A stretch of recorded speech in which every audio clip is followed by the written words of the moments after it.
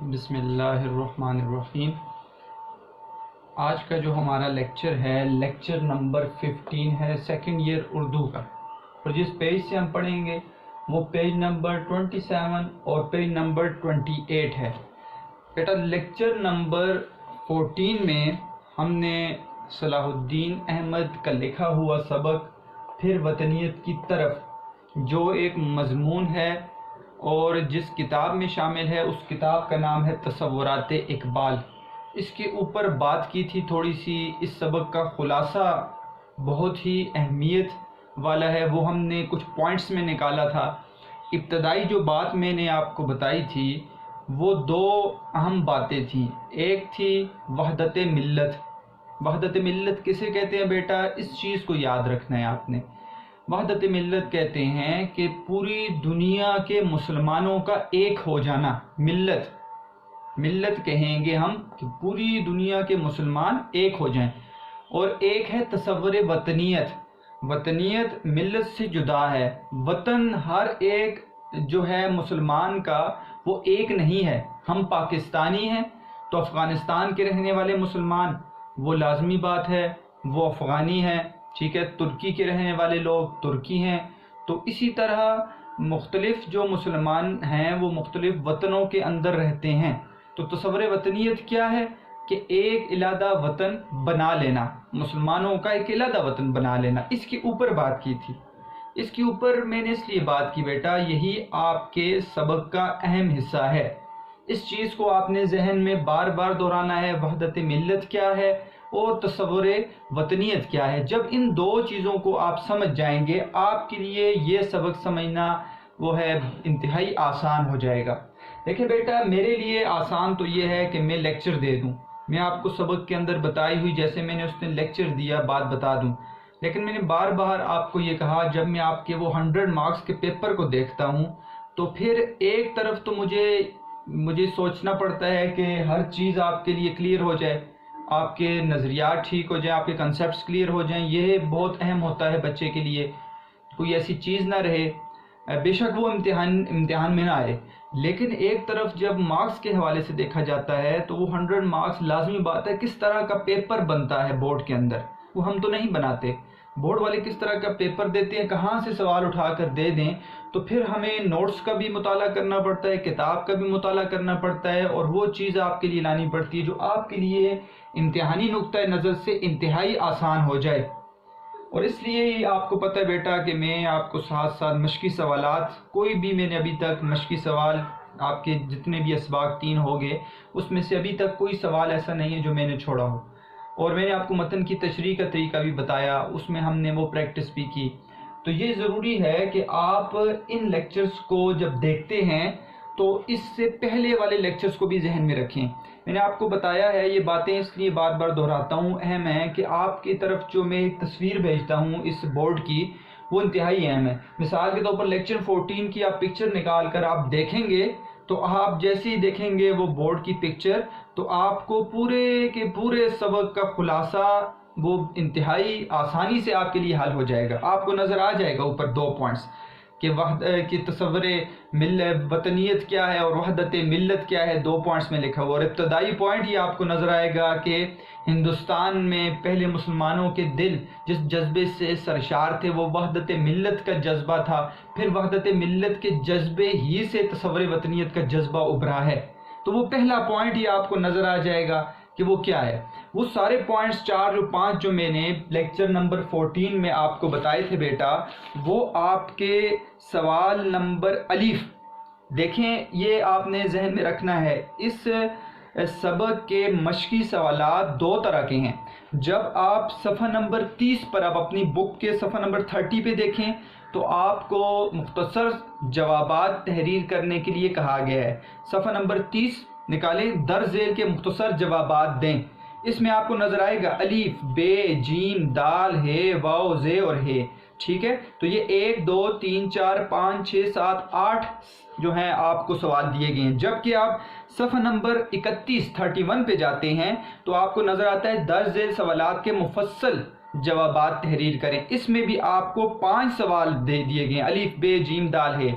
تو ایک تو مختصر ہیں، ان کے بھی آپ کو جوابات لکھنے پڑیں گے، ایک تو مفصل ہیں، تفصیل والے ہیں، ان کے بھی جوابات آپ کو لکھنے پڑیں گے، لیکن ساتھ ساتھ دونوں کو حل کریں گے۔ الف وہاں پر بھی ہے مختصر میں اور ادھر مفصل میں بھی موجود ہے الف سوال۔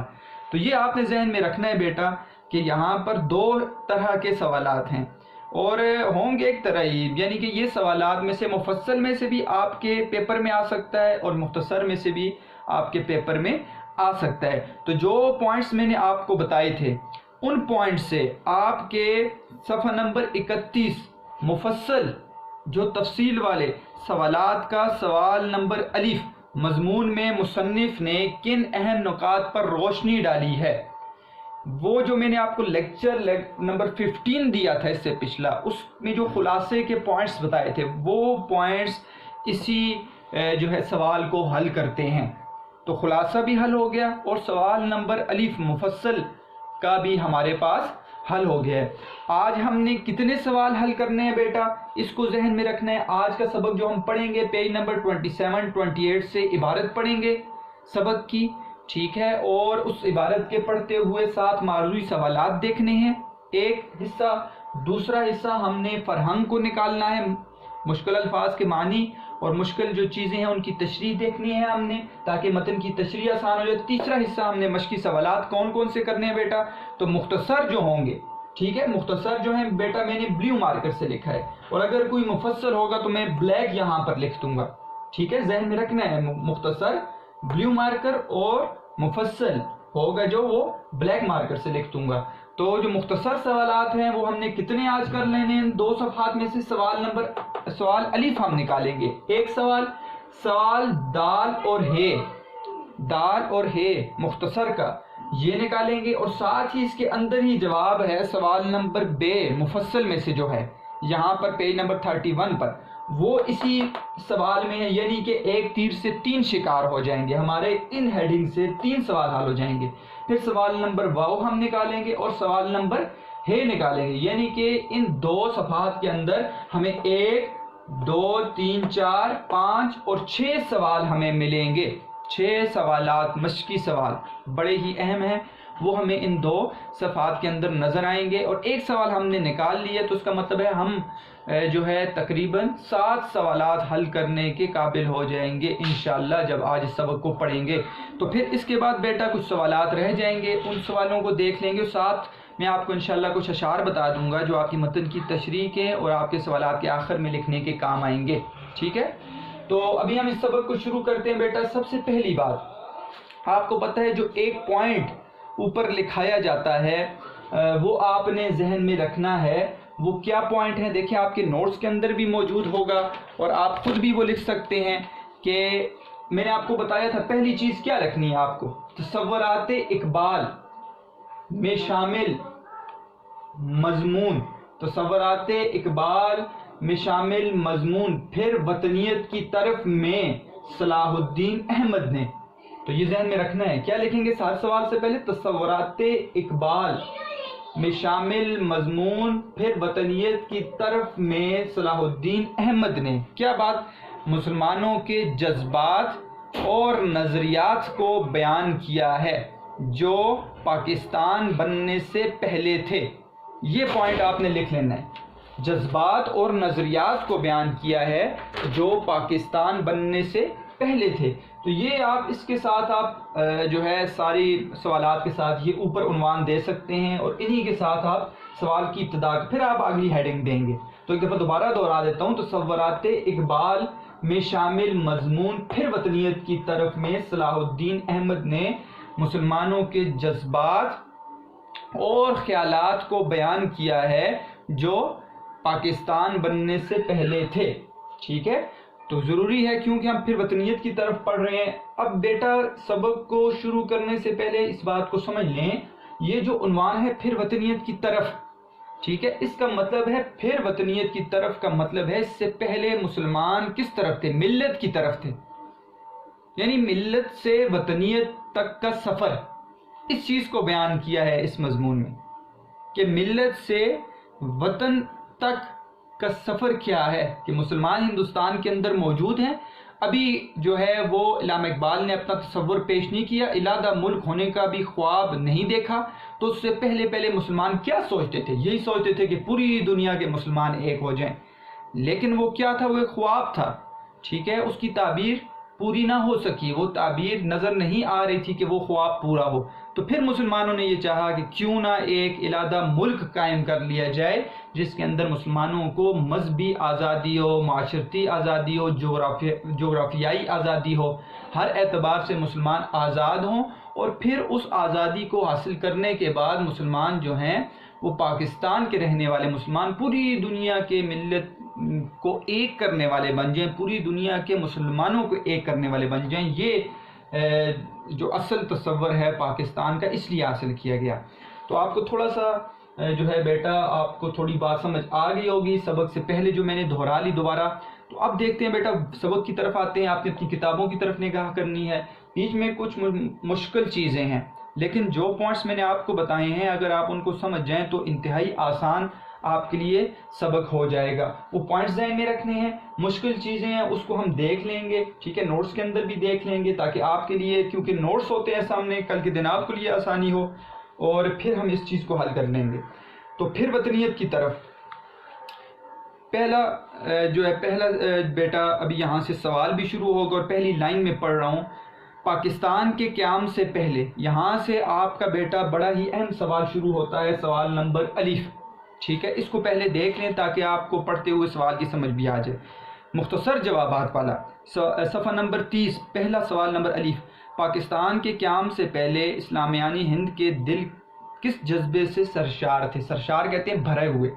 تو پاکستان کو بنانے سے پہلے جو ہندوستان کے مسلمان تھے، اسلامیانی ہند ہندوستان کے مسلمان تھے، وہ کس جذبے سے بھرے ہوئے تھے؟ ان کے اندر کیا جذبہ تھا بیٹا؟ تو میں نے بتا دیا تھا آپ کو، شارٹ میں یہ ہے مختصر، کہ ان کے اندر جو جذبہ تھا وہ وحدت ملت کا جذبہ تھا۔ پھر وحدت ملت سے تصور وطنیت کا جذبہ پیدا ہوا، اور پھر ہم نے پاکستان کو حاصل کیا۔ اب اسی کے اندر یہی باتیں ہیں، اور آپ جب پڑھیں گے یہاں پر آپ کو یہی نظر آئے گا کہ پاکستان کے قیام سے پہلے اسلامیان ہند کے دل جس جذبے سے سرشار تھے، جس جذبے سے بھرے ہوئے تھے، وہ وحدت ملت کا جذبہ تھا۔ وحدت ملت، تمام مسلمانوں کا پوری دنیا میں ایک ہو جانا، ٹھیک ہے۔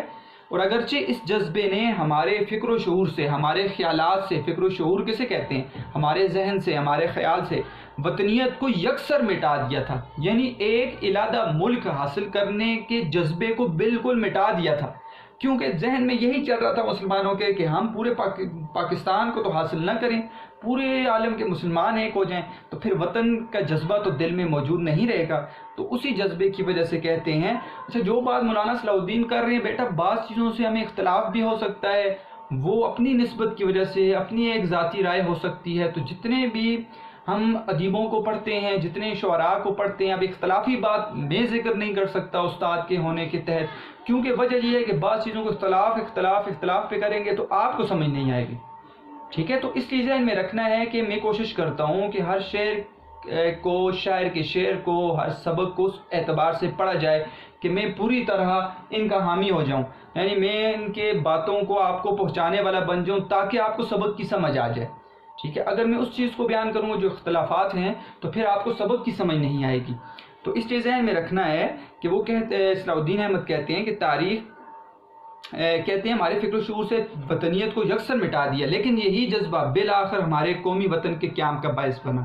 یہی جذبہ جو وحدت ملت کا ہے، یہی جذبہ اٹھا، کیونکہ جذبہ تو موجود تھا، وہ طاقت موجود تھی، وہ کوشش موجود تھی، وہ ہمت موجود تھی، جس کی وجہ سے مسلمانوں کے اندر وہ ہمت وحدت ملت والی تصور وطنیت میں آ گئی، اور اس لیے مسلمانوں نے پھر ایک علادہ وطن کے قیام کا دعویٰ بھی کر دیا اور کہا کہ ہمیں ایک علادہ ملک چاہیے۔ بیٹا آپ کے پاکستان سٹڈیز میں تو یہ بہت عام سا سوال ہوتا ہے کہ مسلمانوں نے کیوں ایک علادہ وطن بنانے کی جو ہے وہ ایک قرارداد پیش کی یا ایک تحریک چلائی؟ تو یہ تو آپ کو آسان ہے، یہ سوال آپ کو آنا چاہیے۔ تو بیٹا یہاں پہ آپ جب دیکھیں گے اسلامیان ہند کے جذبات، ہم نے سوال کے اوپر مین ہیڈنگ دینی ہے، یاد رکھنا ہے مین ہیڈنگ بلیو مارکر سے میں دیتا ہوں، جبکہ سب ہیڈنگز جو ہوتی ہیں اس کے نیچے میں انڈر لائن نہیں کرتا، اس کو انڈر لائن کرنے کی ضرورت نہیں ہوتی، ان کو میں بلیک سے لکھ دیتا ہوں تاکہ آپ کے لیے وہاں پہ آسانی ہو۔ آپ کاپیز کے اندر بھی جب لکھتے ہیں، پیپر کے اندر بھی، تو اس وقت بلیو سے آپ ہیڈنگ دے، انڈر لائن آپ پینسل سے کرتے ہیں، لیکن جو سب ہیڈنگز ہوں گی وہ آپ بلیک پوائنٹر سے دیں گے، اس کے نیچے آپ انڈر لائن نہیں کریں گے، جیسے میں نے نہیں کی ہوئی انڈر لائن۔ اسلامیان ہند کے جذبات، تو اس میں پہلا یہ مین ہیڈنگ ہے۔ اب سب ہیڈنگز چل رہی ہیں، تو وحدت ملت کیا جذبہ تھا؟ تو آپ نے اس کے اندر لکھنا ہے کہ مسلمانوں کا جذبہ پہلے یہ تھا کہ تمام دنیا کے مسلمان ایک ہو جائیں، یہی چیز آپ کو ملے گی۔ تصور وطنیت، لیکن کیا ہوا؟ تصور وطنیت کی بنیاد کو، تصور وطنیت کو بالکل دل سے مٹا دیا تھا وحدت ملت کے جذبے نے۔ تو تصور وطنیت کا جذبہ وحدت ملت کی وجہ سے مٹ گیا تھا، لیکن وطن کے قیام میں آپ یہ لکھیں گے، لیکن آخرکار وحدت ملت کا جذبہ ہی تصور وطنیت کے کام آیا اور ہمیں ایک علیحدہ ملک ملا۔ تو یہ میں آپ کو سمجھا رہا ہوں، آپ جب دیکھیں گے اپنے نوٹس کے اندر بھی تو آپ کو ان تین ہیڈنگز کے اندر یہی چیزیں نظر آئیں گی تاکہ آپ سوال کو سمجھ جائیں۔ تو یہ سوال آپ کا ہو گیا بیٹا، سوال نمبر الف، کہ اسلامیان ہند کے جذبات وہ وطن کے قیام سے پہلے، قیام پاکستان سے پہلے کس جذبے سے سرشار تھے؟ تو وحدت ملت کے جذبے سے سرشار تھے، تصور وطنیت نہیں تھا، لیکن وحدت ملت کا جذبہ ہی تصور وطنیت کے جذبے کی طرف وہ گیا، اور اس کے قیام، پاکستان کے قیام کی طرف وہی جذبہ ہمیں لے کر گیا ہے۔ تو یہ چیز کو یہاں پر آپ نے سمجھ لینا ہے۔ سوال نمبر الف ہمارا بیٹا یہاں سے حل ہو گیا ہے۔ اچھا جی، آگے پڑھتے ہیں۔ تاریخ کا یہ ایک حیرت انگیز معمہ کہتے ہیں بیٹا، یہاں پر مشکل الفاظ کے معنی لکھے ہوئے ہیں، میں یہاں پر اگر نہ بھی آپ کی طرف توجہ یہاں پہ دلاؤں تو آپ نے جو پکچر ہوتی ہے اس کو دیکھ لینا ہے۔ تو معمہ کا مطلب ہے پہلی کہتے ہیں ایسی جو بات ہے جو آسانی سے سمجھ میں نہ آئے۔ تو یہ ایک حیرت انگیز معمہ اور ایک گہرا راز ہے جسے پوری صحت اور قطعیت سے حل کر لینا ممکن نہیں۔ کہتے ہیں یہ جو تاریخ کی یہ بات ہے نا، یہ پہلی ہے۔ کون سی بات بیٹا؟ کون سی بات؟ یہ وحدت ملت سے تصور وطنیت کا سفر، کہ پہلے تو مسلمان کہہ رہے تھے پوری دنیا کے مسلمان ایک ہو جائیں، اور پھر ہندوستان کے مسلمانوں نے کہا ایک علیحدہ وطن۔ تو کہتے ہیں یہ ایسی پہلی ہے یہ آسانی سے حل ہونے والی نہیں ہے، یہ ایک راز ہے، اور اس دلائل کے سے بھی حل کر لینا ممکن نہیں ہے۔ ٹھیک ہے، پوری قطعیت یقین کو کہتے ہیں، کہ آپ یقین کریں اور دلیلیں بھی دیں، پھر بھی اس کو کہیں نہ کہیں ذہن میں آئے گا یہ کیسے ممکن ہوا، یہ کیسی بات ہو گئی۔ کتنے آسان نہیں تھا کہ ایک ایسا شخص جس کا ذہن، میں انفرادی طور پر کہتا ہوں، پہلے ایک ایسا شخص جس کا ذہن یہ ہے کہ پوری دنیا کے مسلمان ایک ہو جائیں، اور اچانک وہ یہ کہے کہ چلیں جی ایک وطن ہی لے لو، تو یہ چیز سمجھ میں نہ آنے والی چیز ہے، اور پھر تمام لوگوں کے ذہنوں کو ایک دم بدلنا آسان نہیں ہوتا۔ لیکن انہوں نے اختلافی بات کو ذکر نہیں کیا، صلاح الدین احمد نے اس راز کے اوپر سے پردہ بھی نہیں اٹھایا، انہوں نے کہا ٹھیک ہے یہ راز ہے، اتنی آسانی سے سمجھ میں آنے والا نہیں ہے۔ بہرحال جہاں تک ہماری زندگی کے موجودہ تقاضوں کا تعلق ہے، تقاضے کہتے ہیں خواہشات کو، بہرحال جہاں تک ہماری زندگی کے موجودہ خواہشات کا تعلق ہے، آج اس بات کا فیصلہ کر لینا نہ صرف موضوع کہتے ہیں مناسب بلکہ ضروری ہے کہ ہمارا قومی نسب العین کیا ہے۔ دیکھیں یہاں سے ایک سوال تو انہوں نے ڈال دیا، پہلے پیراگراف میں ابتدائیے میں ڈال دیا، لیکن ابھی اس کا جواب نہیں دیں گے، اور ہم اسی لیے سوال کو بھی نہیں پڑھیں گے۔ دیکھیں انہوں نے یہ کہا کہ ٹھیک ہے ہمیں پتہ چل گیا کہ ہماری خواہشات کیا تھیں اور ہماری بات کیا تھی، اور ہم یہ فیصلہ کر لیں کہ اب ہم نے پاکستان حاصل کر لیا ہے، جو کچھ ہوا وہ ایک تاریخ تھی، جو بات ہوئی وہ تاریخ تھی، وہ ایک پہلی تھی، ہمیں اس کو اب سمجھ آئے یا نہ آئے، لیکن ہم نے وہ چیز حاصل کر لی ہے، وہ ایک علیحدہ ملک تھا۔ لیکن اب ہمارے لیے کیا ہے؟ اب ہمارے لیے یہ ہے کہ ہم سب کا بحیثیت قوم پاکستانی ہونے کے ہمارا نسب العین کیا ہے۔ نسب العین کہتے ہیں اجتماعی مقصد، ہمارا نسب العین کیا ہونا چاہیے۔ ہم نے تاریخ کو پڑھ لیا، بات ختم ہو گئی، پاکستان آ گیا، پاکستان کے اندر رہتے ہوئے ہم سب کا بحیثیت قوم اجتماعی مقصد کیا ہے۔ اس سوال کو ڈال دیا یہاں پر، لیکن ذہن میں آپ نے رکھنا ہے بیٹا، اس سوال کو ڈالنے کے بعد یہاں پر جواب نہیں دیں گے، آہستہ آہستہ چلتے ہوئے آخر میں اس کا جواب بھی دیں گے، تو مختلف جگہوں پر اس کا جواب آپ کے ذہن میں آئے گا، اور پورے سبق کو آپ جب غور سے پڑھیں گے تو یہ سوال حل ہو جائے گا کہ نسب العین ہمارا کیا ہے، ہمارا اجتماعی مقصد کیا ہونا چاہیے، بحیثیت قوم، بحیثیت پاکستانی ہونے کے۔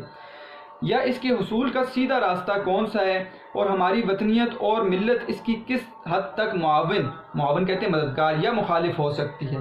تو کہتے ہیں ہمارا قومی نصب العین کیا ہے اور اس کو حاصل کرنے کا راستہ کون سا ہے، ہم کیسے اب اپنے اجتماعی مقصد، ٹھیک ہے، ہم اپنی قوم بحیثیت قوم اپنے ملک کو کیسے ترقی دے سکتے ہیں، اس کو کیسے حاصل کر سکتے ہیں، کون سا ایسا راستہ ہوگا جس کے ذریعے ہم حاصل کر سکتے ہیں، اور ہم پھر ہماری وطنیت یعنی بحیثیت پاکستانی، بحیثیت وطنیت کے ہونے کے اعتبار سے ہم ملت کو کیسے فروغ دے سکتے ہیں، یعنی پاکستان کے اندر رہتے ہوئے ہم پوری دنیا کے مسلمانوں کی فکر کیسے کر سکتے ہیں، اور اس لیے اس کے ذریعے اجتماعی مقصد سے ہمارے لیے وہ کتنا مددگار ہوگا اور کتنا مخالف ہوگا۔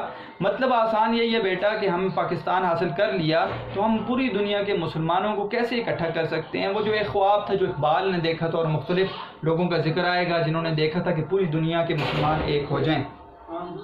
کہتے ہیں جیسا کہ میں نے ابھی عرض کیا ہے، اسلامی ہند میں جذبہ ملت کا فروغ اور پھر اس فروغ کے نتیجے میں قومی وطن کی آفرینش بظاہر ایک تاریخی مہمے کی حیثیت رکھتی ہے۔ کیا مطلب ہوا؟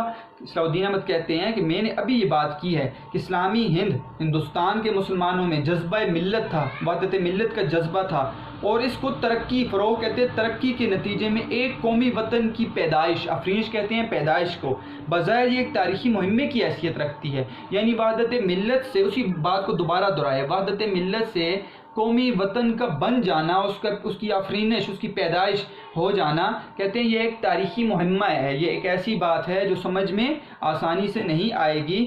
تو کہتے ہیں یہ تو بات ہم نے کر لی، لیکن پاکستان کے قیام سے کم و بیش ربع صدی پیشتر اس مرد عظیم کے افکار جس نے ہمیں پاکستان کا تصور دیا، یہاں سے اقبال کا ذکر کر رہے ہیں بیٹا، اور کیا مطلب ہوا پاکستان کے قیام سے کم و بیش ربع صدی بیٹا کہتے ہیں چوتھائی حصہ، تو ایک صدی 100 سال پہ ہے، چوتھائی حصہ 25 سال، ٹھیک ہے، یعنی 25 ایئرس۔ تو آپ 1947 سے 25 پیچھے کر لیں، ماشاءاللہ آپ میتھمیٹکس پڑھے ہوئے ہیں تو پھر آپ کو پتہ چل جائے گا کہ آپ 1947 سے -25 کریں تو کتنا بن جائے گا۔ تو ربع صدی پہلے کس نے، اس مرد عظیم کے افکار نے، مرد عظیم، ٹھیک ہے، اس سے مراد علامہ اقبال ہیں، کی سوچ نے ہمیں پاکستان کا تصور دیا۔ تو ہمیں جو تھا تقریباً پاکستان کا تصور کب ملا؟ تقریباً کہا ہے کہ تقریباً 25 سال پہلے ملا، 1947 سے 25 سال پہلے مل گیا ہمیں وہ سوچ و فکر تھی کہ ہمیں ایک علیحدہ وطن چاہیے۔ کیوں چاہیے یہ آپ نے پڑھا ہے بیٹا، ٹھیک ہے، یہ آپ نے پاکستان اسٹڈیز کے اندر بھی پڑھا ہے، کیا وجہ تھی، مذہبی آزادی، معاشرتی آزادی، جغرافیائی آزادی، یہ ساری باتیں آپ نے ذہن میں رکھنی ہیں۔ جس نے ہمیں پاکستان کا تصور دیا، وطن اور وطنیت کے استخفاف کو مسلسل اپنا محور بنا رہے تھے۔ تو علامہ اقبال کا کہتے ہیں کہ جس نے ہمیں تصور پاکستان دیا ہے نا، اس نے ہمیں تصور پاکستان تو دے دیا، لیکن اس سے پہلے ان کا ذہن کیا تھا؟ وہ وطن اور وطنیت کے استخفاف کو مسلسل اپنا محور کہتے ہیں مرکز کو، استخفاف کمتر سمجھنا، یعنی وہ وطن کے حاصل کرنے کو اتنا اچھا نہیں سمجھتے تھے، وہ ملت کے فروغ کے داعی تھے، وہ پوری دنیا کے مسلمانوں کو اکٹھا دیکھنا چاہتے تھے، نہ کہ ایک وطن لے کر مسلمانوں کو اکٹھا کرنا چاہتے تھے۔ دیکھیں آپ کے سامنے وہ شعر جو میں نے پڑھے دو، وہ اس کا مطلب ہی یہ تھا، اس شعر کو ذہن میں رکھنا ہے۔ اقبال کی شاعری کو پڑھتا ہے تو ملت کی دعوت ہے، ملت کی دعوت ہے۔ دیکھیں ایک ہوں مسلم حرم کی پاسبانی کے لیے، نیل کے ساحل سے لے کر تابا خاک کاشغر، کہ مسلم جو ہیں وہ حرم کعبے کی پاسبانی حفاظت کے لیے ایک ہو جائیں۔ کہاں سے؟ مصر سے لے کر وہ چین کے صوبے تک، یعنی پوری دنیا کے مسلمان حرم کی کعبے کی پاسبانی حفاظت کے لیے ایک ہو جائیں۔ مراد یہاں پر وطن نہیں ہے، تو وحدت ملت کا جذبہ ہے۔ یا پھر ایک اور شعر آپ کے سامنے میں نے بتایا تھا بیٹا، بتانے رنگوں خون کو توڑ کر ملت میں گم ہو جا، نہ تورانی رہے باقی، نہ ایرانی نہ افغانی۔ تو کیا مطلب ہوا کہ یہ بت ہیں رنگ و خون کے، کہ تم جو ہے وہ ایک بت بنا لو ملک کا، دوسرا بت بنا لو، تو بت سمجھتے تھے، تو اس کو توڑ دو، نہ تورانی رہے باقی، نہ ترکی ہو، نہ پھر ایرانی ہو، نہ افغانی ہو، سارے کے سارے کیا کہلائیں؟ مسلمان کہلائیں۔ تو اس سے پہلے ان کا ذہن یہ تھا کہ آپ وحدت ملت کی بات کرو، لیکن یہاں پر صلاح الدین احمد کہہ رہے ہیں کہ وہ پھر اقبال نے اپنی سوچوں کو تبدیل کیا، اور سوچ کے تبدیل کے زاویے کو بدلا، اور تصور وطنیت کی طرف آگے، پھر وطنیت کی طرف آگے۔ تو کہتے ہیں کہ وطنیت کے صفات کو مسلسل اپنا محور بنا رہے تھے، لیکن اب یہاں سے تبدیل ہوئے ہیں، وحدت ملت سے تصور وطنیت کی طرف آئیں گے۔ لیکن جب مفکر اسلام، مفکر کہتے ہیں بیٹا سوچ و فکر کرنے والا فاعل ہے، اور آسان فلسفی شاعر کو بھی مفکر کہتے ہیں۔ مفکر اسلام سے مراد یہاں پہ اقبال ہیں۔ لیکن جب علامہ اقبال نے اپنی شاعرانہ الہامات کی موجودگی میں ایک وقفہ قلیل کے لیے مسلمانان ہند کی عملی سیاسیات کی طرف اپنی توجہ مبذول کی، تو کیا مطلب ہوا کہ جب اقبال نے اپنی شاعرانہ الہامات کی موجودگی، الہام کہتے ہیں وہ چیز جو اللہ کی طرف سے اتاری جائے، جو خود انسان نہ بنائے، تو اس کا مطلب ہے کہ یہاں پر ان کا ذکر یہ ہے کہ اقبال کو شاعری الہام ہوتی تھی، یعنی اللہ کی طرف سے سوچ اور فکر آتی۔ دیکھیں ایک تو یہ کہ شعر کو تو خود لکھتا ہے شاعر، لیکن جو سوچ اور فکر ہوتی ہے نا بیٹا، وہ انسان بعض اوقات بیٹھے بیٹھے اس کو سوچ اور فکر آ جاتی ہے کہ اس مضمون پر، اس بات پر میں کیوں نہ شعر لکھوں۔ اس کا مطلب یہ ہوتا ہے الہام۔ تو بعض جو ہیں اچھی باتیں الہام بھی ہوتی ہیں اللہ کی طرف سے کہ وہ فائدے والی، تو اقبال کی شاعری ہی کیونکہ وہ دعوت تھی مسلمانوں کو ایک کرنے کی، ٹھیک ہے، اور وہ دوبارہ مسلمانوں کو اپنا کھویا ہوا مقام حاصل دلانے کی، تو وہ اقبال کی شاعری اس لیے الہام ہے کہ اللہ کی طرف سے وہ الہام ہوتی تھی کہ موجودگی میں ایک وقفہ قلیل کے لیے، تھوڑے وقفے کے لیے مسلمان ہند کی عملی سیاسیات کی طرف اپنی توجہ مبذول کروائی، مبذول دلانا، تو اپنی توجہ شاعری سے نکل کر عملی سیاسیات کی طرف آگے، سیاست کو دیکھا۔ دیکھو ایک تو یہ کہ میری سوچ اور فکر کیا ہے، ایک یہ کہ آپ کے ارد گرد کیا ہو رہا ہے۔ تو اقبال کی اپنی سوچ و فکر تو ملت والی تھی کہ پوری دنیا کے مسلمان ایک ہو جائیں، لیکن جب اقبال نے یہ دیکھا کہ سیاست میں کیا ہو رہا ہے، سیاست میں تو کام ہی کچھ ہو رہا ہے، انگریز بھی تمہارے پیچھے لگے ہیں، ہندو بھی تمہارے پیچھے لگے ہوئے ہیں، تم اپنے آپ کو چھڑا نہیں سک رہے ہندوستان کے اندر، اور تم پورے دنیا کے مسلمانوں کے ایک ہونے کی بات کر رہے ہو۔ تو جب عملی سیاسیات کی طرف آئے، سیاست کی طرف آئے، ٹھیک ہے، تو پھر انہوں نے دیکھا کہ شمال مغربی ہندوستان نے ایک اسلامی وطن کے قیام کی دعوت دے دی۔ شمال مغربی ہندوستان سے مراد پاکستان کا حصہ ہے بیٹا۔ تو شمال مغربی ہندوستان میں یعنی وہ ایریا، وہ جگہ جہاں پر زیادہ مسلمان ہیں، تو اس جگہوں میں انہوں نے کہا کہ جہاں پہ زیادہ مسلمان ہیں ادھر مسلمانوں کا ملک علیحدہ کر دو، تو وطن کے قیام کی دعوت دے دی۔ کیوں دی آپ کو بتا دیا، اس وجہ سے کہ جب وہ شاعری سے اپنی سیاست کی طرف آئے، انہوں نے دیکھا حقیقت یہ ہے، ٹھیک ہے، ایک تو میں باتیں کر رہا ہوں اپنی تخیل اور سوچ کی، وہ میری تخیل اور سوچ ہے، لیکن ایک حقیقت جو ہے وہ آن گراؤنڈ میں، ٹھیک ہے، زمین کے اوپر رہتے ہوئے آپ کی حقیقت کیا ہے، وہ یہ ہے کہ آپ اپنا پہلے وطن حاصل کریں، پھر آپ جو ہے ملت کی بات کریں۔ کہتے ہیں یہاں میں اس بحث کو چھیڑنا نہیں چاہتا، چھیڑ تو دی ہے، ٹھیک ہے، صلاح الدین احمد نے تو پھر بات ہی نہ کرتے، لیکن چھیڑ دی ہے۔ وہ کہتے ہیں یہاں میں اس بحث کو چھیڑنا نہیں چاہتا کہ یہ دعوت جمرود سے لے کر راس کماری تک تمام اسلامیان ہند کے لیے تھی، یا صرف انہی اقطاع کے باشندوں کے لیے جو دریائے سندھ سے لے کر دریائے جمنا تک آباد تھے۔ دیکھیں یہ بات انہوں نے چھیڑ دی یہاں پر، اس سے مراد کیا ہے، انہوں نے کچھ جگہوں کا ذکر کیا بیٹا، ان جگہوں کو سمجھیں، پھر میں آپ کو آسانی سے سمجھاتا ہوں کہ اس کا مطلب کیا ہے۔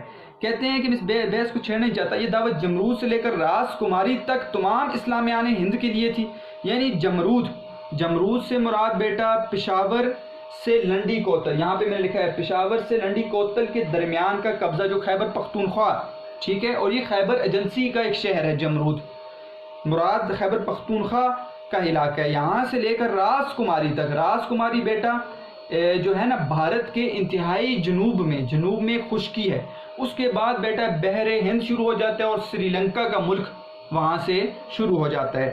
تمام اسلامیان ہند کے لیے تھی یا صرف انہی اقطاع، میں ابھی بتاؤں گا آپ کو کیا مطلب ہے، یہ اقطاع کہتے ہیں ٹکڑوں کو جو دریائے سندھ سے لے کر دریائے جمنا تک آباد تھے۔ دریائے سندھ آپ کو پتہ ہے نا بیٹا، یہ کلاش کے علاقے اس سائڈ سے نکلتا ہے اور پھر جا کے بحر جو ہے وہ وہاں پہ پورے پاکستان سے گزرتا ہوا یہ بہت بڑا ایک دریائی سلسلہ ہے، ٹھیک ہے، دریائے سندھ اور دریائے جمنا گنگا اور جمنا، یہ آپ کو پتہ ہے بیٹا، گنگا اور جمنا یہ دہلی کے قریب سے گزرتا ہوا ایک دریا ہے۔ آگرہ کا تاج محل جو ہے نا وہ بھی اسی دریا کے کنارے پر واقع ہے، جمنا، گنگا اور جمنا آپ نے سنا ہوگا، اور ہندو اس کو باقاعدہ اس کی عبادت کرتے ہیں گنگا کی، وہاں پہ جا کر نہاتے ہیں، آپ نے سنی ہوں گی یہ بات، شاید دیکھا بھی ہو کہ وہاں پہ ایک سائڈ پہ دریا ہے جہاں پہ وہ غسل کر کے نکل کے وہ سمجھتے ہیں ہم پاک ہو گئے، اور ہندوؤں کے ہاں یہ عبادت سمجھی جاتی ہے، تو گنگا اور جمنا کو وہ عبادت کے طور پر اس کی پرستش کرتے ہیں، باقاعدہ اس کی پوجا کرتے ہیں دریاؤں کی۔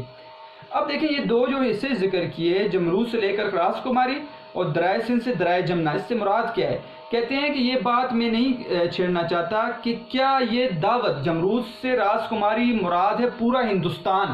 آپ پاکستان اور انڈیا، ابھی موجودہ پاکستان اور انڈیا کو ذہن سے نکال دیں، آپ دیکھیں پورا ہندوستان، کہ یہ دعوت پورے ہندوستان کے مسلمانوں کے لیے تھی کہ تم ایک علیحدہ وطن حاصل کرو، یا صرف دعوت ان لوگوں کے لیے تھی جہاں پہ مسلمان زیادہ آباد ہیں؟ وہ کون سے ایریا تھا؟ وہ درائے سندھ سے لے کر درائے جمنا تک والا ایریا تھا.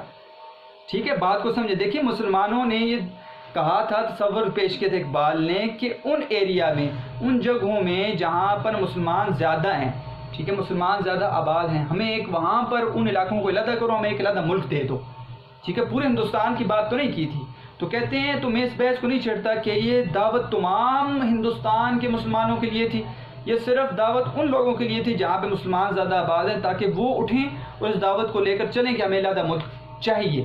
ٹھیک ہے، تو بیٹا اس میں اختلاف بھی بہت باتوں کا ہے. بعض لوگ نہیں چاہتے تھے پاکستان، مسلمان اس دور کے بھی نہیں چاہتے تھے بعض کے پاکستان، وہ ہندوستان کو یہ اپنا ملک سمجھتے تھے. کیوں؟ اس کی وجہ بھی ہے نا بیٹا. اس کی وجہ یہ تھی کہ ہندوستان کے اندر ایک مسلمانوں نے ایک بادشاہت کا ایک بہت بڑا دور گزارا ہے. میں نے آپ کو بتایا تھا تقریباً جو تھا مسلمانوں نے 800-900 سال حکومت کی ہے بادشاہت. تو وہ یہ کہتے تھے کہ ہندو یہاں پر جو ہے نا وہ یہاں سے چلے جائیں، یہ ہندوستان تو ہے ہی مسلمانوں کا ہے اور مسلمانوں نے بادشاہت کی ہے.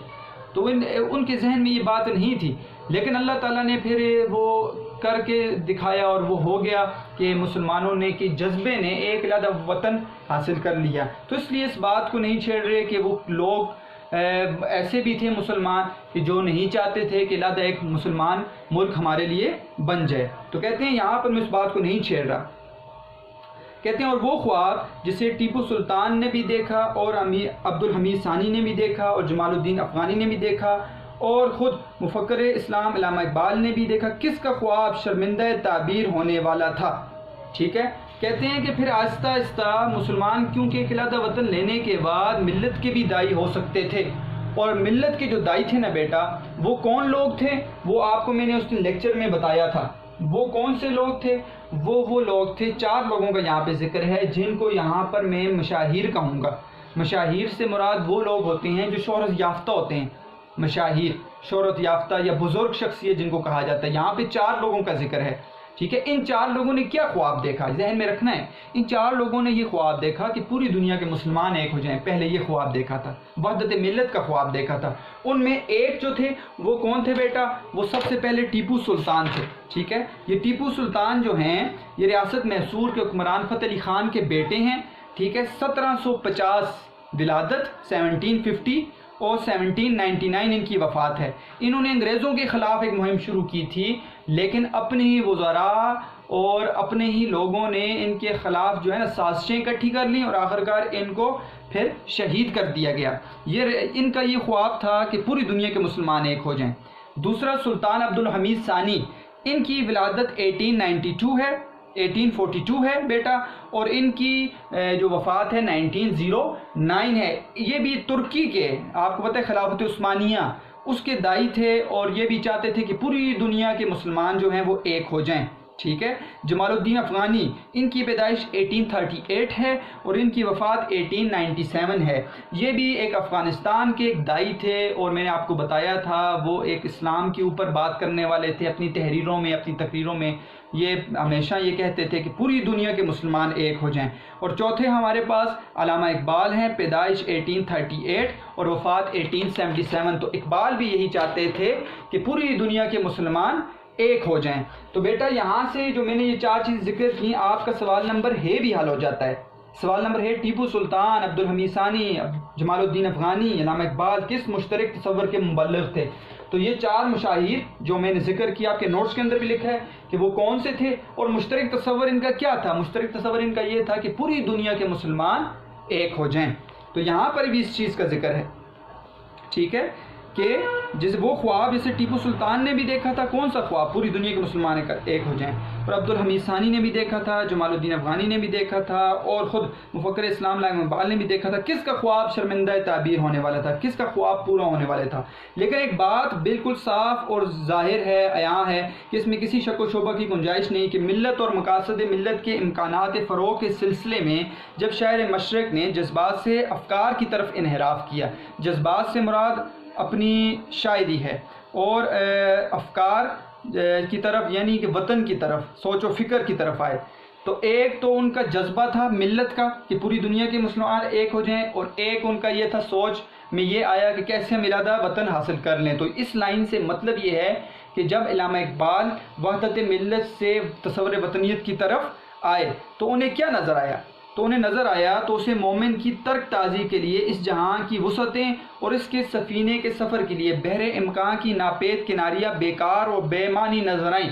تو پھر جب انہوں نے دعوت دی اقلادہ وطن کی تو پھر انہیں نظر آیا کہ اس جہان کی وسعتیں، یہ جو میں باتیں کر رہا ہوں، پوری دنیا میں مسلمانوں کا ایک ہونا، یہ انسان کی ترک تازی ہے، کوشش ہے، ٹھیک ہے، اور اس کے سفینے کے سفر کے لیے بحر امکان کی ناپید کناریاں، یعنی مسلمان جو ہیں وہ ایک کشتی میں سوار ہیں، اور ایسی کشتی میں سوار ہیں بیٹا جو ایک سمندر جو ہے وہ ممکن سمندر ہے، اس کا سفر کیا جا سکتا ہے لیکن اس کا کنارہ کوئی نہیں ہے. دیکھیں بات کو سمجھنا ہے یہاں پر، یہ مشکل ایک ہے آپ کی لائن ہے. دیکھیں اقبال وحدت ملت سے تصور وطنیت کی طرف آئے، یہ بات ہم نے سمجھ لی کہ ان کا ذہن یہ تھا کہ پوری دنیا کے مسلمان ایک ہو جائیں، لیکن آخرکار انہوں نے پھر وطن کی دعوت دے دی. کہتے ہیں جو وحدت ملت کا جذبہ تھا نا بیٹا، وہ ایسا ہے کہ وہ خود اور پوری دنیا کے جو ہندوستان کے مسلمان ایک ایسی کشتی میں سوار ہو جائیں جس کا کنارہ کوئی نہیں ہے. تو کنارہ تب ملے گا جب آپ کسی وطن کی دعوت دیں گے. تو وحدت ملت کا جذبہ ایسا جذبہ تھا کہ آپ ایسی کشتی میں سوار ہو جائیں جس کا کوئی کنارہ نہ ہو. جب کنارہ نہیں ہے تو آپ کشتی کو کبھی ادھر لے کر جائیں، کبھی ادھر لے کر جائیں، کبھی ادھر لے کر جائیں، آپ کا مقام کوئی نہیں ہوگا، اترنے کی جگہ کوئی نہیں ہوگی. دیکھیں ایک آدمی، میں آسانی سے سمجھاتا ہوں آپ کو، ایک آدمی ہے نا، اب وہ یہاں سے سفر کے لیے نکلا ہے، ٹھیک ہے، اب اس کی سوچ ہے کہ میں پوری دنیا میں پھروں گا. تو پوری دنیا میں کدھر جائے گا؟ کبھی کدھر جائے گا، کبھی شمال کی طرف، کبھی مغرب کی طرف، کبھی جنوب کی طرف. تو کدھر جائے گا وہ؟ اس کا مقام اور ٹھکانہ کوئی نہیں ہے. لیکن جب وہ یہ طے کر لیتا ہے کہ میں یہاں سے نکلوں گا، مثال کے طور پر میں نے کراچی جانا ہے، تو اب راستہ متعین ہو گیا اس کے لیے، تو اس کو آسان لگے گا.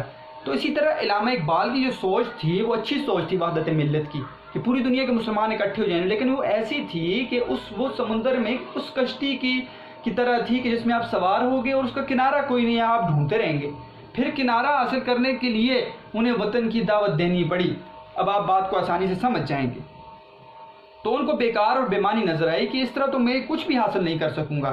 اور پھر انہوں نے اسی لیے تاریخی خطبے میں 1930 میں الہ آباد کے تاریخی خطبے میں مسلمانوں کو اس ملک کے شمال مغربی کونے میں ایک قومی وطن کی تاسیس کہتے ہیں بنیاد و تشکیل، تاسیس و تشکیل، قیام کی دعوت دی، تشکیل قیام کی دعوت دی. اسی لیے جب انہوں نے یہ دیکھا کہ میری یہ بات تو ٹھیک ہے شاعری کی حد تک، لیکن جب میں سیاست کی طرف آیا تو یہ چیز مشکل ہے کہ پوری دنیا کے مسلمان ایک ہو جائیں. اب اس لیے ضروری ہے کہ ایک نئے وطن کی دعوت میں دے دوں. اسی لیے انہوں نے وطن کی دعوت دی.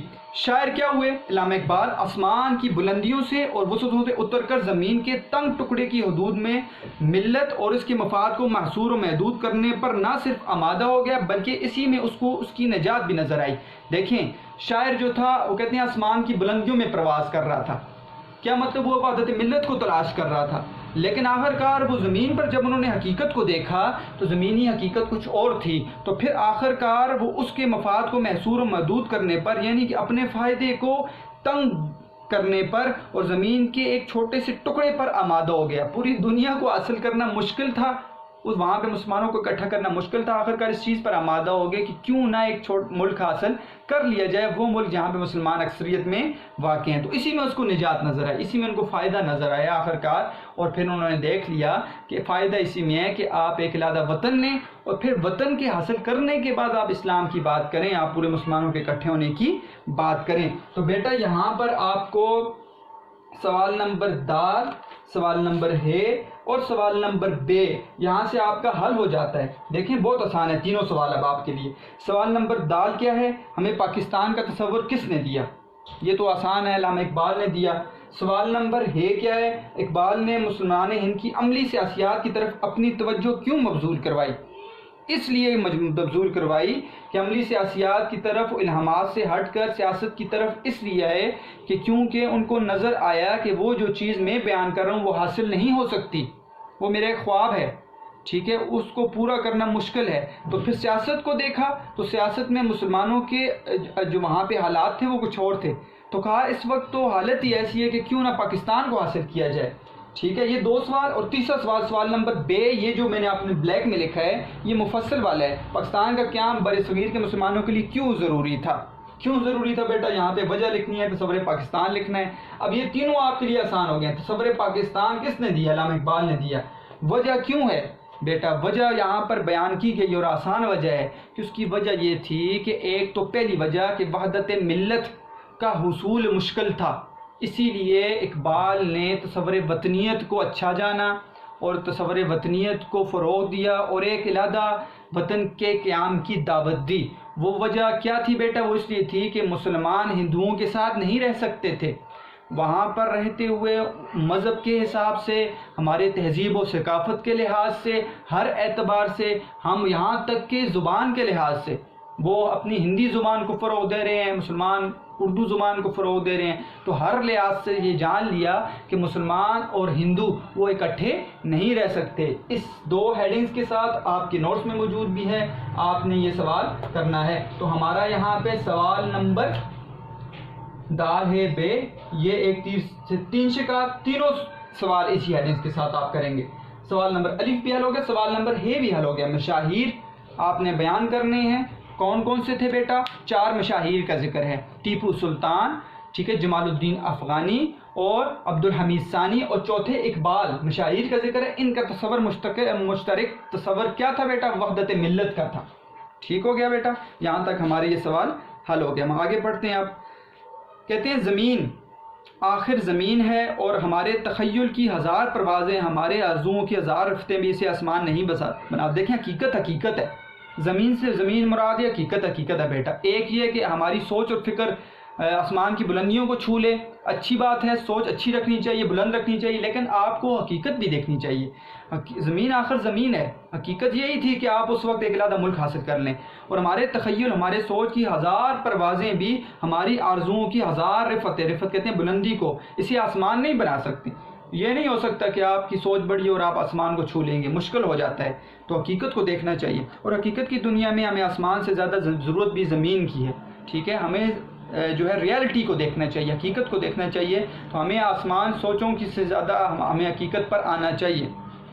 بعض اوقات بیٹا سوچ اچھی بھی ثابت ہوتی ہے، اور بعض اوقات بیٹا یہ جو ہے نا سوچ انسان کو پھر وہ ڈوب جاتا ہے بیچارہ. کیسے؟ مثال کے طور پر ایک ایسا شخص جس کی سوچ بہت بلند ہے وہ اس چیز کو حاصل بھی کر لیتا ہے، لیکن بعض اوقات ایک ایسا شخص جس کی سوچ بہت بلند ہے اور جب اس کو وہ چیز حاصل نہیں ہوتی نا بیٹا تو پھر وہ نا امید ہو جاتا ہے.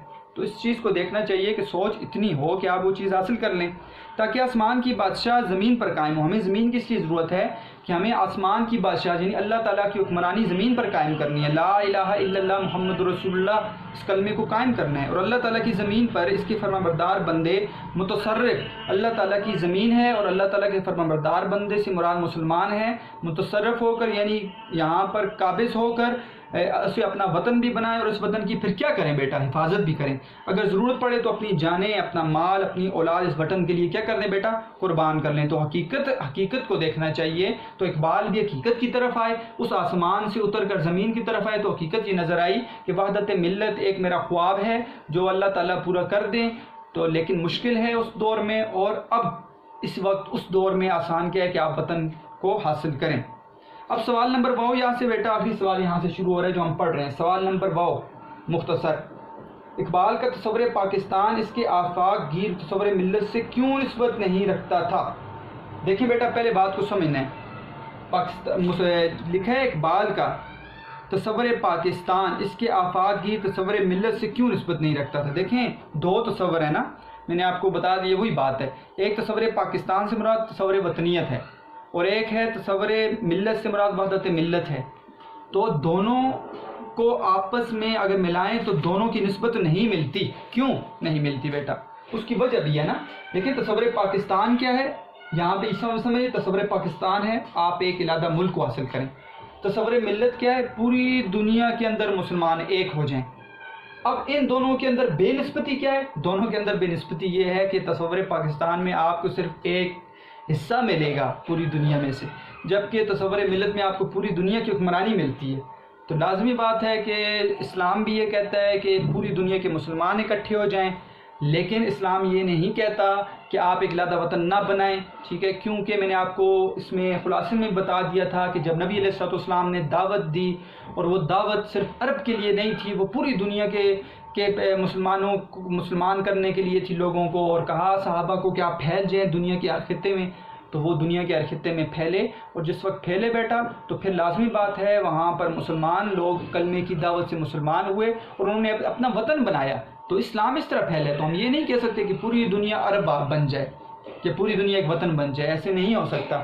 تو لیکن ذہن کیا تھا تصور ملت میں؟ کہ پوری دنیا کے مسلمان ایک ہو جائیں، یہ اختلافات ختم ہو جائیں، جو ہمارے رنگ کے اختلافات ہیں، جو ہماری قومیت کے اختلافات ہیں. اصل مقصد یہ تھا اقبال کا کہ ان اختلافات کو، ان بتوں کو توڑ دیا جائے. تو ان دونوں تصورات میں بہت بڑی جو ہے بے نسبتی ہے، نسبت نہیں رکھتی.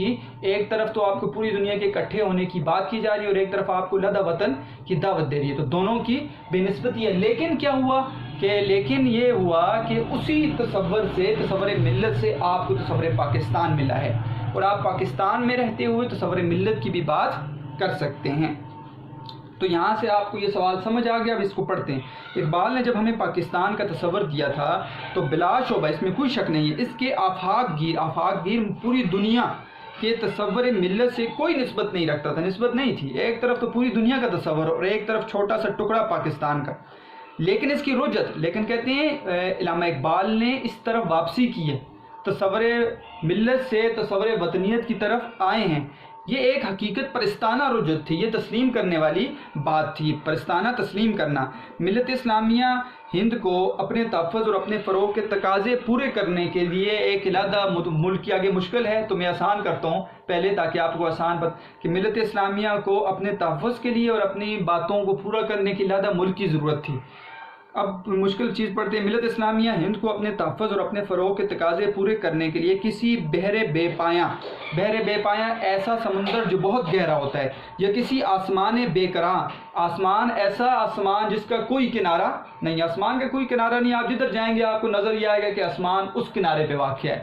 تو آسمان کا تو کوئی کنارہ نہیں ہوتا. تو اسی طرح کہا کہ یہ دو چیزیں یہ بحر بے پایاں کی طرح ہیں، ٹھیک ہے، اور آسمان بے کراں کی طرح تھی. کہ یہ تصور ملت جو تھا پوری دنیا میں اسلام کو، مسلمانوں کو ایک کرنا، یہ ایسا تھا کہ آپ ایسے آسمان میں سفر کر رہے ہیں جسے کوئی کنارہ ہی نہیں ہے، یا ایسے سمندر میں غوطے لگا رہے ہیں جس کی گہرائی اتنی ہے کہ آپ کو آخر میں اس کا آخری حصہ نہیں ملے گا. تو یہ ایسی چیز تھی کی ضرورت نہیں تھی. مسلمانوں کی اس کی ضرورت نہیں تھی. اسلام اس وقت پہلے ہی حالات خراب تھے تمام مسلمانوں کے، ہندوستان کے اندر، تمام دنیا میں بھی مسلمانوں کے حالات خراب تھے. ایران کے اندر، ترکی کے اندر خلافت عثمانیہ جا رہی ہے آپ کی، اور ہر طرح مسلمانوں کے حالات خراب ہیں. تو آپ کیسے دنیا میں مسلمانوں کو ایک کر سکتے ہیں؟ بلکہ ایک ایسے خطے زمین کی ضرورت تھی جس میں سما کر یا سمٹ کر، پھیل کر یا بٹ کر تقسیم ہو کر اسے ایک آزاد اسلامی زندگی بسر کرنی تھی. کہ ہمیں اس وقت ایک ایسے صرف ملک کی ضرورت تھی بیٹا کہ جہاں پہ رہتے ہوئے ہمیں ہر طرح کی آزادی مل جائے. ہمیں ایسے پوری دنیا کو اکٹھا کرنے کی ضرورت. یہ خواب تو اچھا خواب تھا لیکن یہ نہیں ہو سکتا تھا، اس لیے اس خواب کو چھوڑ کر اقبال اس چیز پر راضی ہوئے اور انہوں نے تصور پاکستان پیش کر دیا کہ کیوں نہ ہمیں ایک ایسا خطہ دے دیا جائے جس میں مسلمان آسانی سے اپنی زندگی بسر کر سکیں، ہندوؤں سے علیحدہ ہو جائیں، انگریزوں سے چھٹکارا مل جائے، آپ کو مذہب کی آزادی ہو، آپ کو بات کرنے کی آزادی ہو، آپ کو اپنی تہذیب و ثقافت، آپ کے اپنے تہوار ہیں، آپ کی اپنی ثقافت اسلامی، آپ کی اپنی ایک زبان ہے، آپ کو ان تمام چیزوں کی آزادی مل جائے. تو یہاں تک ہی ہمارا بیٹا سبق ہے. تو اس سبق میں آپ نے یہاں سے فرہنگ بھی دیکھ لینے بیٹا. میں نے بیچ میں کیونکہ میں ادھر مڑتا پھر آپ کو بات سمجھ نہ آتی. تو یہ جو پورے کا پورا حصہ ہے اس سبق کا بڑا اہم ہے، اور اس کے اندر ہم نے سوال نمبر الف دال ہے بے واو اور ہے یہ بھی سوال ہم نے حل کر دیا ہے. معروضی سوالات کو بیٹا آپ خود نکالیں گے، میں صرف یہاں پہ اب آپ کو بتا رہا ہوں یہ چیزیں. یہ معروضی سوالات آپ نے خود ڈھونڈنے ہیں. تاریخ، ربع صدی، ٹیپو سلطان، افکار، اقبال، تصورات اقبال، مضمون اسلامی وطن، یہ آپ نے خود نکالنے ہیں اور مجھے پکچر سینڈ کرنی ہے کہ سر یہاں پہ ہائی لائٹ میں نے کر دیے تصور، یہ یہاں پر یہ MCQs واقع ہیں. تو بیٹا مجھے امید ہے سبق تھوڑا سا بتانے میں آسان تھا، اس کا خلاصہ میں نے آسان نکالا تھا، لیکن پڑھنے میں آپ کو نظر آیا ہے تھوڑا مشکل ہے. تب اتنا وقت بھی لگ گیا کہ ہمیں اس کے اندر مختلف سوالات کو نکالنا پڑا، ہمیں اس کے اندر مشاہیر کا ذکر بھی کرنا پڑا، ہمیں اس کے اندر وہ بحر بے پایاں یہاں پہ لکھا ہے ناپید کناریاں اور یہ مشکل الفاظ کو بھی تلاش کر کے اس کو سمجھنا پڑا. پھر بھی آپ کو اگر سمجھ نہیں آئی آپ کوشچن پوچھ سکتے ہیں، لیکن میری کوشش یہ تھی کہ میں آسانی سے سمجھا دوں. امید ہے انشاءاللہ آپ کو سبق کی سمجھ آئی ہوگی. آخر میں بیٹا آپ کے لیے ہوم ورک کیا ہے؟ تو ہوم ورک یہ سوال اہم ہے کیونکہ اس کے اندر 3 سوال ہیں. ٹھیک ہے، ایک یہ والا سوال کر لیں بیٹا آپ، ٹھیک ہے، اور 2 سوال کر لیں. سوال نمبر ہے یہ کر لیں، بس 2 سوال آپ کے لیے ہوم ورک ہیں. یہ دال ہے اور بے والا سوال، یہ سوال 3 آپ لکھ دیں اوپر. سوال نمبر دال ہے اور بے، اور یہ نہیں 2 ہیڈنگز کے ساتھ آپ کے نوٹس میں موجود ہیں. اور سوال نمبر ہے یہ ہے آپ کا مشاہیر اور مشترک تصور والا، سلطان ٹیپو جمال الدین افغانی والا سوال. یہ سوال آپ نے ہوم ورک کرنا ہے. اس کے ساتھ آپ نے معروضی سوالات بک پہ کرنے ہیں بیٹا. یہ مشکل الفاظ کے معنی بھی آپ نے کیا کرنے ہیں بیٹا؟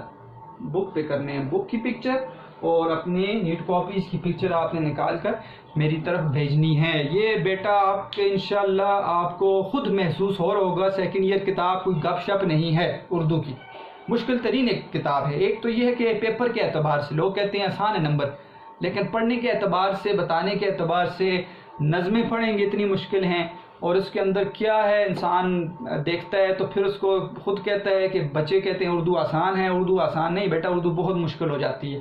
تو آپ کو اس سمجھ، ایک تو اس کے اندر تاریخ واقع ہے مضامین کے اندر، اردو ادب کے اندر، پھر اصلاحی مضامین، تاریخی مضامین، ٹھیک ہے، تخیلاتی باتیں بھی ہو جاتی ہیں، تصوراتی باتیں بھی ہو جاتی ہیں. آپ کو ایک سبق آگے ملے گا شہرت عام بقائے دوام کا دربار، ٹھیک ہے، وہ مضمون آپ کو پتہ چلے گا وہ کیسا مضمون انہوں نے لکھا ہے مولانا حسین آزاد نے، جواب شکوہ. ٹھیک ہے، ایک حصے کو ذکر کیا گیا ہے، لیکن آپ کو نظر آئے گا سونٹ آپ کے یہاں پہ نظم میں واقع ہے، آزاد نظم میں ہیں.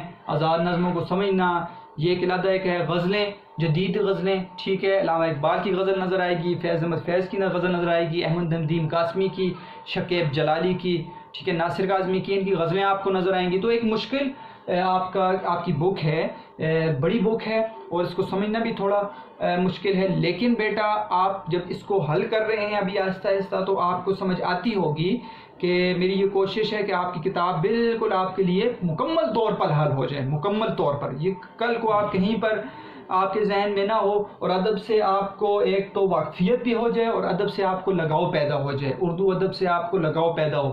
کیونکہ آپ کو پتہ ہے بیٹا لینگویج کوئی بھی آپ سیکھ سکتے ہیں، آپ انگلش سیکھیں، آپ عربی سیکھیں، آپ فارسی سیکھیں، قومی زبان ہماری اردو ہے. ہمیں اردو کی طرف توجہ دینی چاہیے.